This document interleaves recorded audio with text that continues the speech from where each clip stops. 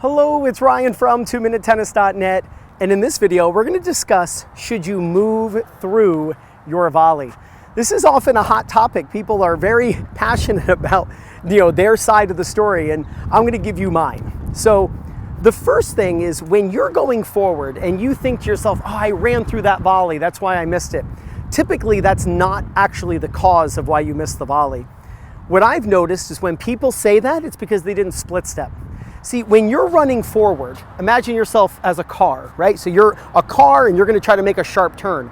If you're running or driving really fast, it's going to be hard for you to take a sharp turn. Just like in a car, it's hard to make a sharp turn going really fast.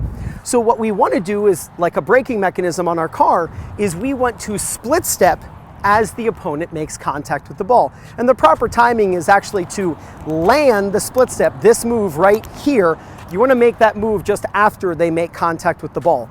So you want to be in the air as they hit and then land just after. Synchronizes your brain and your reaction time with when your feet hit the ground. And as soon as your feet hit the ground, you actually have the knowledge of where the ball's going and you can propel quickly in any direction, even back if the ball is a lob over your head. So first things first, make sure that after you hit your approach shot or you're serving and volleying, you're coming in and you're split stepping and you can move in any direction after.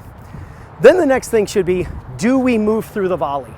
And I'm going to say yes. You want to move through the volley because it actually keeps you on balance. Have you ever been asleep in a car with, in the passenger seat, obviously, and the person next to you is driving and you're asleep, right? And the car is driving at a very constant speed or very smooth transition between braking and acceleration. But all of a sudden you're driving and the person driving slams on the brakes or they slam on the gas. What would happen? You'd wake up because there's a sudden jolt and difference in the speed you were traveling. So if you're going forward, let's say you even split step, you're running forward and all of a sudden you stop to volley. When you stop in a car, let's say you slam on the brakes, the front end goes down, right? The front end goes forward and down. It's the same thing in a car, on your body with your volley. If you're running forward and you stop, the racket will go down. From the side, it looks like this. And the racket makes this move because you stop, the racket tip goes forward, strings face the ground. And all of a sudden you're like, why do I keep hitting the net? It's because you're stopping to volley. We want to stay on cruise control. We want to move through the volley. That keeps the body very predictable so the racket can work off the body, much like the person staying asleep, because nothing is jolting and nothing is abrupt with the car's acceleration and braking. So we want to move through the volley. It's also a momentum power source. We don't have to move the racket as much and we get movement with the racket. If you run at 5 miles an hour and don't move your racket, the racket's traveling at 5 miles an hour. So it can also be a little power source because you can work off the power of your body moving through the ball. So then the question is, we want to split step, stop as the opponent hits, but move as we hit. How do we work our feet so that we can actually move through the volley? Good question, I'm going to answer it. If you are contacting on the right side of your body, if you want to move through the volley, the last step you take should be on your right side. So I'm going to be hitting on the right side. The last step I take prior to contact, and the definition of a step for me is the foot hitting the ground. That's my definition of a step. So the ball comes to me, I split step as they hit, and if I want to move through the volley, I have to do right foot, hit left foot.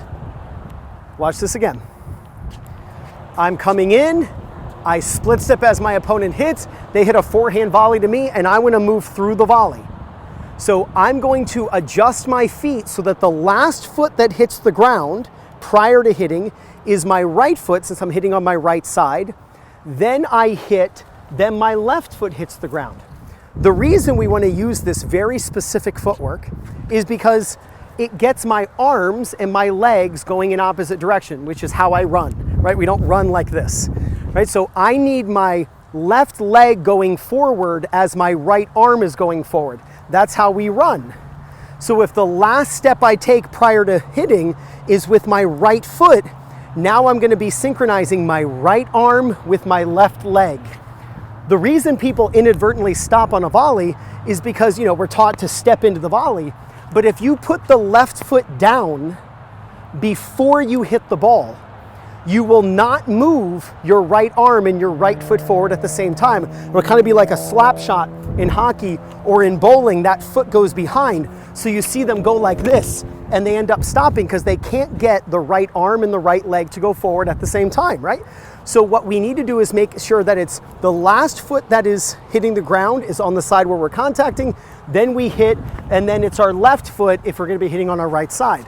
So it's split, right, hit, left.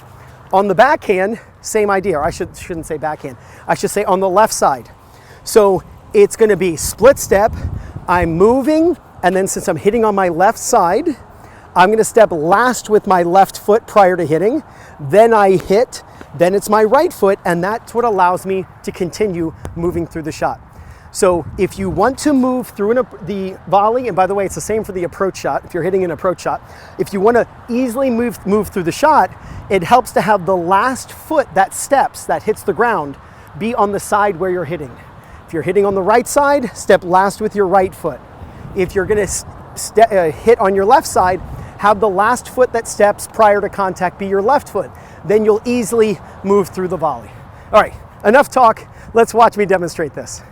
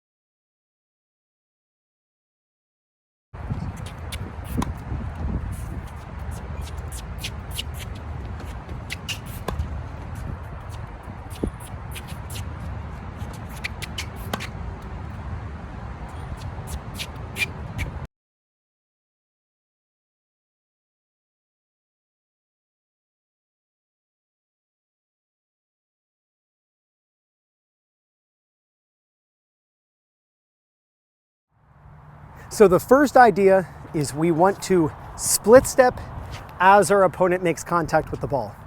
Then, once we split step and we realize it's a forehand or a backhand, we move to the ball, don't let it come to you, move to the ball, and then adjust your feet. So if it's on the right side, I keep saying forehand, but if you're a lefty, I have to be careful how I say this. If you're hitting on the right side of your body, it's right, hit, left.